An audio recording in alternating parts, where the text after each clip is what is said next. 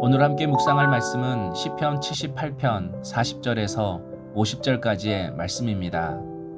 시인은 이스라엘 백성들이 광야에서 한두 번이 아니라 반복해서 하나님을 노엽게 했다고 고발합니다. 40절, 그들이 광야에서 그에게 반항하며 사막에서 그를 슬프시게 함이 몇 번인가.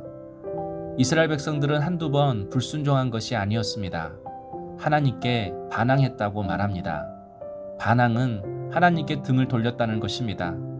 물이 떨어지고 불평거리가 생길 때마다 하나님께 등을 돌리고 다시 애굽으로 돌아가자고 한 것입니다. 이스라엘 백성들은 왜 이렇게 자꾸 하나님께 반역하는 것일까요? 42절, 그들이 그의 권능의 손을 기억하지 아니하며 대적에게서 그들을 구원하신 날도 기억하지 아니하였도다. 이스라엘 백성들이 하나님께서 어떤 은혜로 출애굽시키셨는지 하나님의 은혜를 다 잊어버렸다고 말합니다. 매년 출애굽을 기념하는 유월절을 드렸지만 모두 형식적으로 드렸던 것입니다. 이처럼 우리도 언제 하나님께 등을 돌리고 반항하는가? 바로 하나님의 은혜를 잊어버릴 때입니다. 받은 은혜를 다 쏟아버릴 때입니다. 그래서 예배가 중요합니다. 예배는 하나님의 은혜를 내 마음의 그릇에 담는 시간입니다. 그래서 예배를 통해 하나님의 은혜를 담고 또 담아야 합니다. 흘러넘치도록 담아야 합니다. 그러면 내 심령이 메마르지 않습니다. 그리고 흘러넘친 은혜로 내 삶이 바뀌어 갑니다. 그래서 형식적인 예배는 우리의 심령도 우리의 삶도 메마르게 합니다. 은혜가 없으니 매사 힘들고 불평하고 말도 거칠어지는 것입니다. 그래서 시인은 하나님께서 어떻게 이스라엘 백성들을 애굽에서 건져내셨는지 하나님께서 행하신 일들을 다시 나열하고 있습니다. 바로 10가지 재앙입니다. 그 내용이 43절에서 53절까지 기록되어 있습니다. 나일강을 피로 변하게 하셨고 개구리 떼가 강에서 올라오게 하셨고 파리떼를 보내셨고 메뚜기를 보내셨습니다. 우박으로 모든 농작물을 상하게도 하셨습니다. 전염병도 보냈습니다. 그리고 51절, 애굽에서 모든 장자 곧 함의 장막에 있는 그들의 기력의 처음 것을 치셨으나 제일 마지막엔 장자를 심판하셨습니다. 그러나 집의 문설주에 피를 바르면 그 집의 장자가 살 수 있도록 하나님께서 은혜를 베푸셨습니다. 하지만 피를 바르지 않는 집의 장자는 모두 죽임을 당했습니다. 바로 이 장자의 죽음 때문에 바로가 항복을 하고 이스라엘 백성들을 풀어준 것입니다. 그래서 10가지 재앙이 애굽의 입장에서는 재앙이고 심판이지만 이스라엘 백성의 입장에서는 구원이고 하나님의 은혜입니다. 이처럼 하나님은 당신의 백성에게 재앙도 복이 되게 하십니다. 심판을 통해서도 구원의 역사를 이루어 가십니다. 바로 이것이 하나님의 은혜입니다. 하나님은 인생의 재앙이라고 생각하는 사건을 통해서도 당신의 구원의 역사를 이루어 가시고 하나님의 뜻을 이루어 가십니다. 그리고 그 구원의 역사를 통해 우리를 살리시고 변화시키십니다. 그래서 끝난 게 끝난 것이 아닙니다. 어떤 형편에서도 하나님의 은혜가 있음을 기억해야 합니다.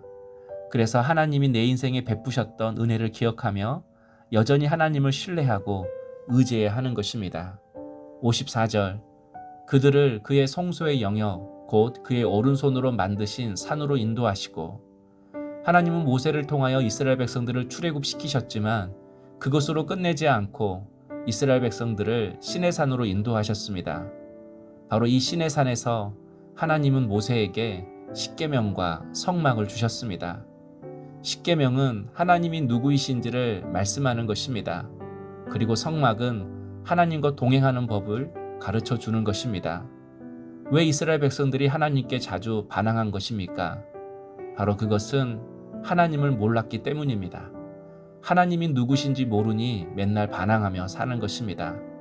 또한 이스라엘 백성들은 하나님과 동행하며 사는 법을 몰랐습니다.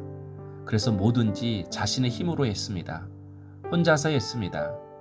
그러므로 말씀을 통하여서 하나님을 알아가는 것이 중요합니다. 말씀 속에서 무엇이 하나님의 뜻인지 알아야만이 하나님이 기뻐하시는 삶을 살 수 있습니다.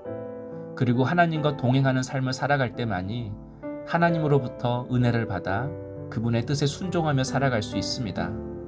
바로 하나님과 동행하는 힘, 하나님의 뜻을 알고 순종할 수 있는 힘이 바로 성막에서 하나님을 예배할 때 생겨나는 것입니다.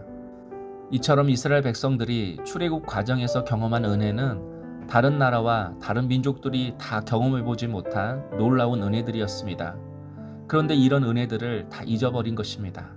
다 쏟아버린 것입니다. 그래서 시인은 다시 한번 백성들에게 출애굽 이야기를 꺼냅니다. 그들이 말씀을 통해서 하나님의 은혜를 생각하도록 하기 위함입니다.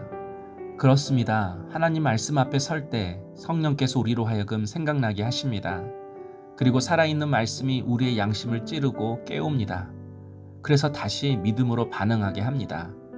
그러므로 받은 은혜를 잘 관리해야 합니다. 은혜를 소멸하지 말아야 합니다. 이제는 영과 진리로 온전히 하나님께 예배를 드리는 것입니다. 매일매일 말씀 앞에 서는 것입니다. 그럴 때 우리의 심령의 그릇에 은혜를 물붓듯 담아주시고 하나님의 뜻을 깨달아 반항하는 삶이 아닌 동행하고 하나님과 동역하는 삶을 살게 될 것입니다. 기도하겠습니다. 하나님, 하나님의 은혜를 소멸하지 않고 항상 기억하게 하옵소서. 우리가 그릇임을 알고 하나님의 은혜로 채우고 또 채우며 살게 하옵소서. 말씀을 통해 무뎌진 우리의 양심을 깨우고 영과 진리로 하나님만을 온전히 예배하게 하옵소서. 예수님 이름으로 기도하옵나이다. 아멘.